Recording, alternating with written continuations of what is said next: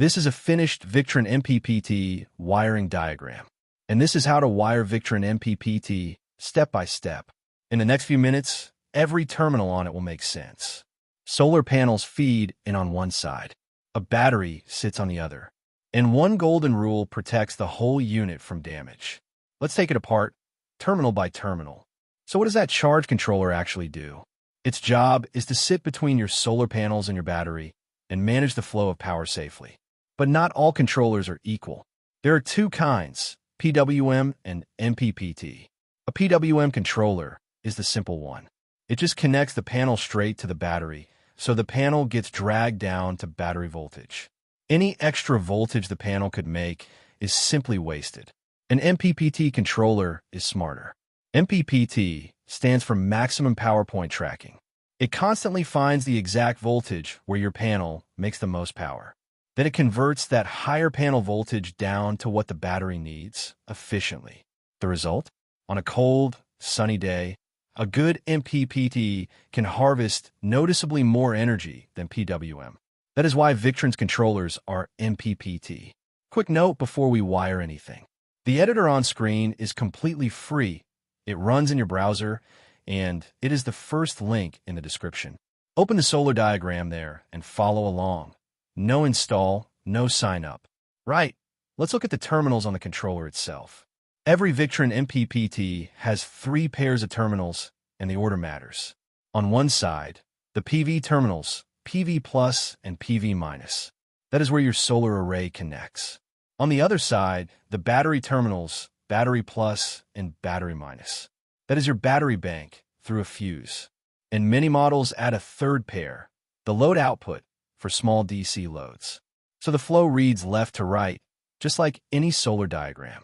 Panels into PV. The controller does its work in the middle. Battery on the far side, storing what it makes. Learn those 3 pairs, PV, battery, and load, and the wiring is really just 6 connections. Now, the order you connect them in is the part everyone gets wrong. Here is the golden rule of every Victron MPPT install. Connect the battery first. Always.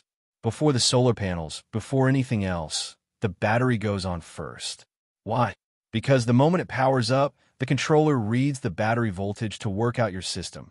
12 volts, 24, or 48. It needs a live battery on the terminals to detect that correctly.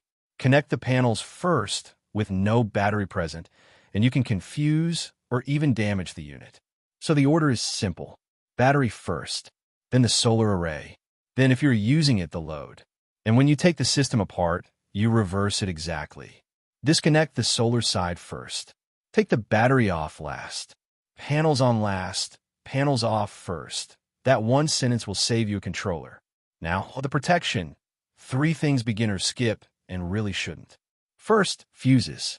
You need a fuse on the battery side, close to the battery's positive terminal, because a battery can dump enormous current into a short. And you want protection on the PV side too, a fuse or breaker rated for your array. Second, wire gauge. Size your cable to the current and the length of the run. Undersized wire runs hot, drops voltage, and quietly wastes the solar you paid for.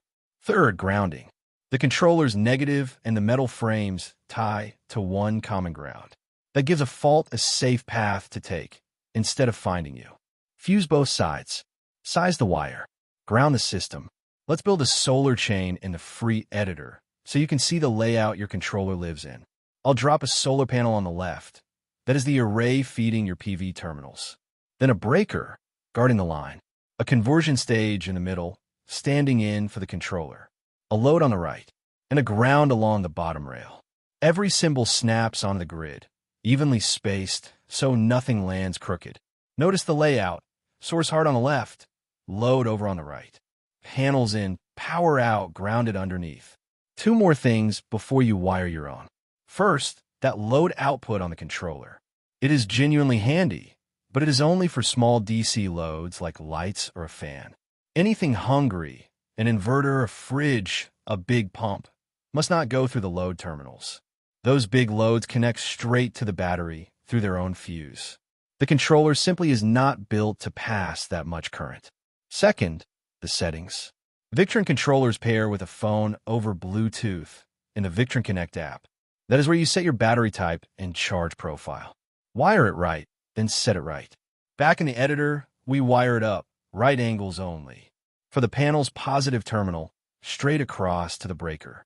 Out of the breaker into the conversion stage. The negative side runs back as the DC return. Then out to the load, and along the bottom, back to ground, closing the loop.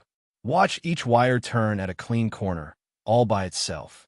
Because the parts were placed on the grid first, the finished diagram simply reads, source through protection, into the box, and home to ground.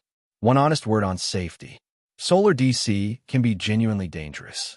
A panel array in bright sun can sit at over 100 volts, with no simple switch to shut it off. So treat it with respect. This video explains the diagram, so you understand how your Victron system fits together. For a real installation, size everything to your local code, fuse both sides, and have a qualified installer check it. Here is the finished diagram once more, panels into the controller, battery alongside, every terminal now making sense. So that is how to wire a Victron MPPT without the mystery. Battery first, always, so the controller reads your system voltage. Then the solar array. Then the load, if you use it. Fuse both sides, size your wire, and ground the whole thing. And to take it apart, just reverse the order. Panels off first, battery off last. The editor is free at CircuitDiagramMaker app. Open the solar diagram and lay out your own system. If this made Victron wiring click, subscribe. More wiring tutorials are coming. Stay safe out there.